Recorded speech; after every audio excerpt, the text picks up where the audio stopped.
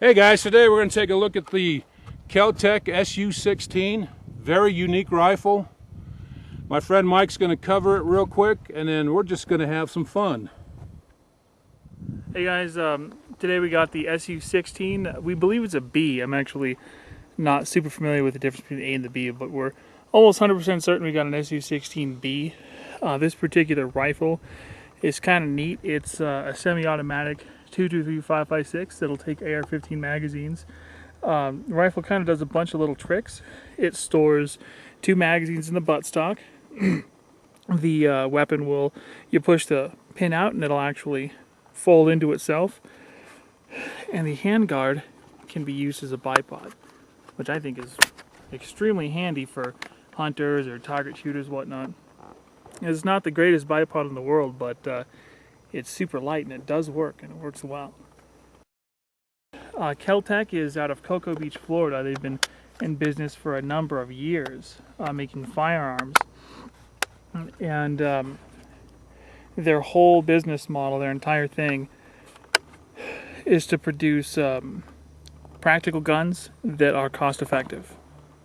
And this is certainly in that category. All right, let's put some rounds through it. Let's shoot this pig. What we're going to do is we're going to take 2 rounds of each of this ammo, put it in a magazine and fire it, and we'll see if we have any problems. All this and some Lake City. Yeah. So the first 2 rounds are going to be the Wolf Military Classic. The next 2 are going to be the Russian-made Colt rounds, which I believe we determined these are Silver Bears. It's the same thing. 2 rounds of the Tula, 2 of the PMC, and then we're going to finish it off with 2 of the Lake City. I think it's going to eat them all just fine, but we'll see. Okay, reliability test. Reliability test.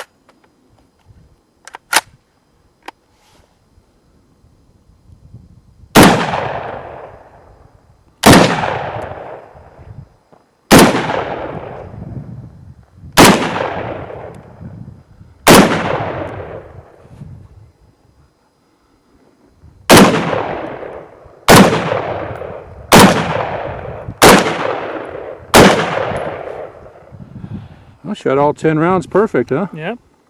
Hey everybody, we're going to do something a little different. We're going to try some reloads. These are 40 grain Hornady VMAXs, and they're cooking, or they're being cooked off by I believe 21 grains of 4198. So kind of light. We're going to see if this thing will cycle a light load like this, and if it'll cycle a light load, it'll cycle anything.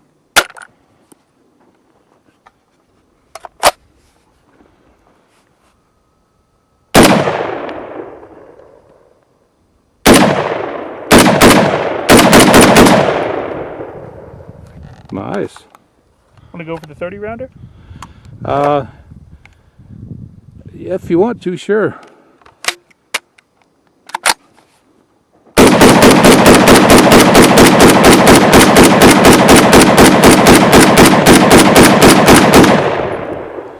Wow, that's pretty impressive. That's shooting a lot better than I thought it would. The gun's reliable.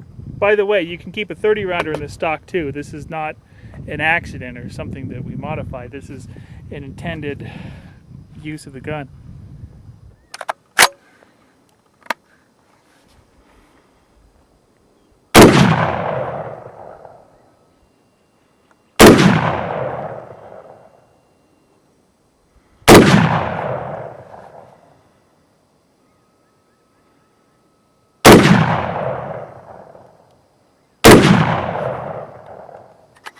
I think that's more than enough for an accuracy test.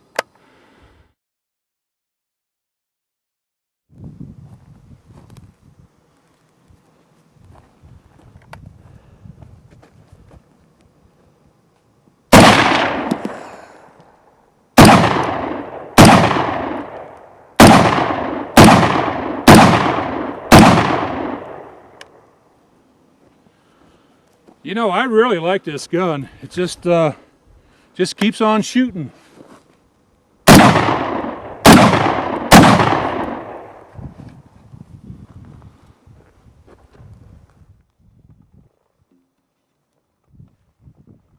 Magazine.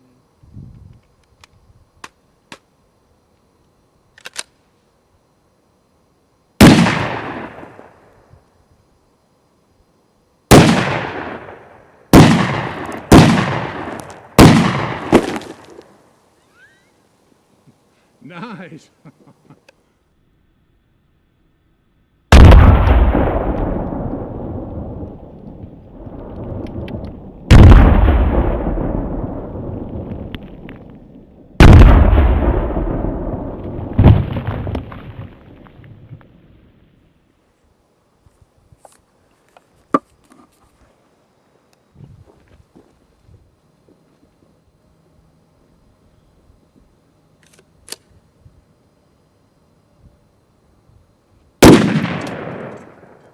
Damn.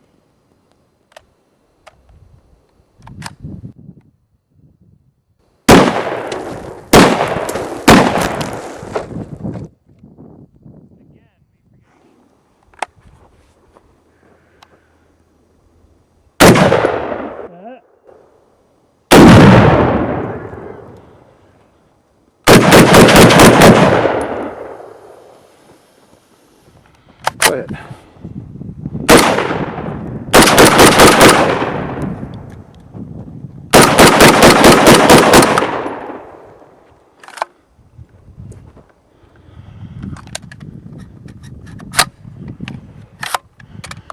First hang up of the day, huh? Yeah, magazine related too.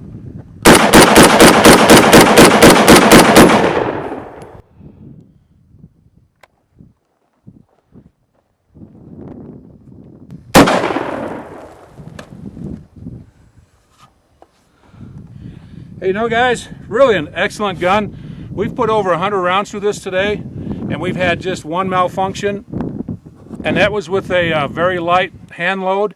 It wasn't the gun's fault. It was actually the underpowered round. But really impressed with this.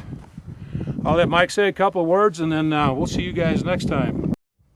All right, so we've been shooting this SU-16 all morning here, and it's an unusual little rifle.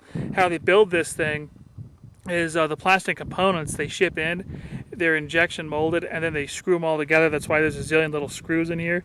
And my thought was that one of those screws is going to come loose or something strange is going to happen. We've had absolutely no problems with this, and it's kind of funny. It's frankly a not attractive gun. It's kind of an ugly thing, but it absolutely works without any hesitation or any question. This gun has eaten every type of ammo we've put in it. It is a piston gun, not a direct gas gun. They retail for not a whole lot of money.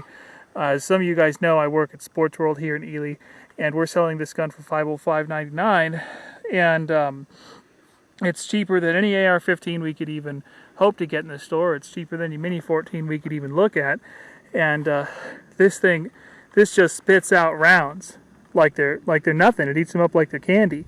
It's accurate enough. We didn't do any significant accuracy testing today, at least not yet. And but what we've shot so far, it'll hit anything really practically a point at it. You need to hit a squirrel with this gun. You hit a squirrel with it. You need to, maybe hit a small deer. You could do that, or hit a coyote with it. It'd be absolutely perfect for that.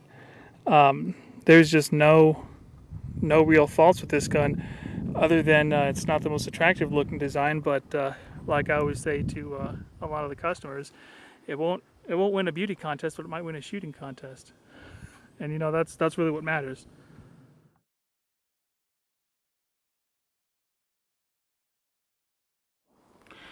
If a gun can do what I'm about to do, it's a reliable gun.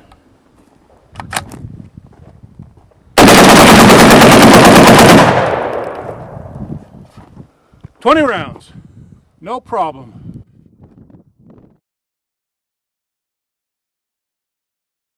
Okay. Hey, we just had our second failure here, and it looks like this is the ammunition's fault. What happened was during the rapid fire sequence, the last round got stuck in there, probably due to the lacquer, although we don't see a whole lot of evidence of that, but it looks like it got stuck in there.